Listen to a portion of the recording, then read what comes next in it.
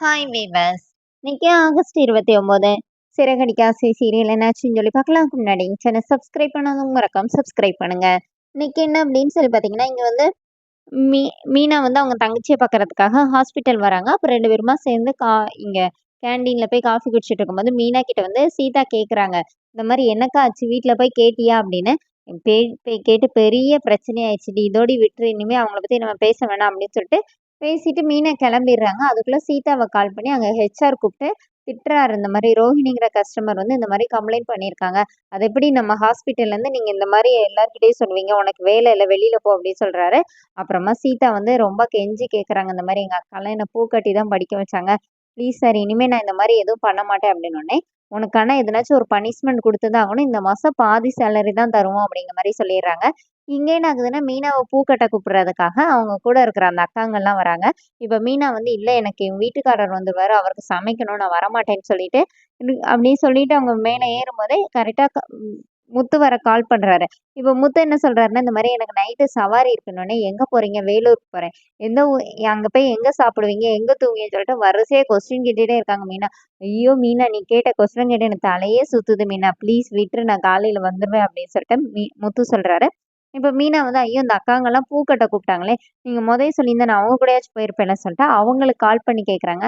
அவங்க, "நீ வரலன்னு சொன்னனால நாங்க வேற ஒருத்தர ரெடி பண்ணிட்டோம்" அப்படிங்கிறாங்க. இங்க ரவி வர ஸ்ருதிக்கு கால் பண்ணி, இந்த மாரி எனக்கு வந்து மிட் நைட்ல வந்து ஒரு பர்த்டே பார்ட்டி இருக்கு. அதனால நான் வீட்டுக்கு வர லேட் ஆயிரும்னோனே, நானா கதவே தொறக்க மாட்டேன் அப்படின்னு சொல்லிடுறாங்க ஸ்ருதி. அப்புறமா மீனாக்கு ஃபோன் பண்ணி, நீங்கனாச்சும் அண்ணி எனக்கு வந்து கதவு தொறந்து விடணும், அவள கொஞ்சம் சமாதானப்படுத்துங்க அப்படின்னோனே, இப்போ மீனா கிட்ட வந்து ஸ்ருதி சொல்லும்போது, ஸ்ருதி என்ன சொல்றாங்கன்னா, அப்ப இன்னைக்கு முத்துவும் வரமாட்டாரா? அப்ப இன்னைக்கு கேர்ள்ஸ் நைட்டா? வாங்க நம்ம 2 பேரும் சூப்பரா பேய் படம் பார்க்கலாம்னோனே, ஐய்யய்யோ! பேய் படம்னா எனக்கு பயம் அப்படின்னு மீனா சொல்றாங்க. அதெல்லாம் ஒண்ணும் இல்லங்கன்னு சொல்லிட்டு 2 பேருமா உட்காந்து பேய் படம் பார்த்துட்டு இருக்காங்க. மீனா பயந்து கத்திட்டே இருக்கிறாங்க. விஜயா வந்து, "2 பேரும் நைட் என்ன பண்ணிட்டு இருக்கீங்க?" அப்படின்னோனே, "இல்ல பேய் படம் பார்த்து மீனா வந்து பயந்துட்டு இருக்காங்கன்னோனே, அவளே ஒரு குட்டி சாத்தான். அவ எதுக்கு பேய பார்த்து பயப்படுறான்னோனே." இப்ப ஸ்ருதி என்ன சொல்றாங்கன்னா, "நீங்க என்ன மீனாவ அப்படி சொல்றீங்க? உங்களுக்கு பேய பார்த்துலாம் பயம் இல்லையான்னோனே." "எனக்கு ஒண்ணும் பயம் இல்லையே" அப்படி சொல்லிட்டு விஜயா ரூம்குள்ள போயிடுறாங்க. இப்ப பாருங்க, இவங்க பயம் இல்லன்னு தானே சொன்னாங்க சொல்லிட்டு இவங்க ஸ்ருதி சும்மா இல்லாம மொபைல்ல வந்து அந்த பேக்ரவுண்ட் சவுண்டு, அப்புறமா விஜயா, விஜயா இது என் வீடு அப்படின்னு சொல்லிட்டு ஒவ்வொரு சவுண்டா குடுத்துட்டே இருக்காங்க. இங்க விஜயா பயந்து எந்திரிச்சிருக்காங்க. அதே மாரி இங்க மனோஜும் பயந்து போய் உட்கார்ந்துருக்கிறாரு. இன்னும் அம்மா பேரெல்லாம் சொல்றாங்க. ஒருவேளை இந்த வீட்ல யாரோ தூக்கு போட்டுருப்பாங்களோ அப்படின்னு விஜய் இங்க பயந்து போய் உட்கார்ந்துருக்கிறாங்க.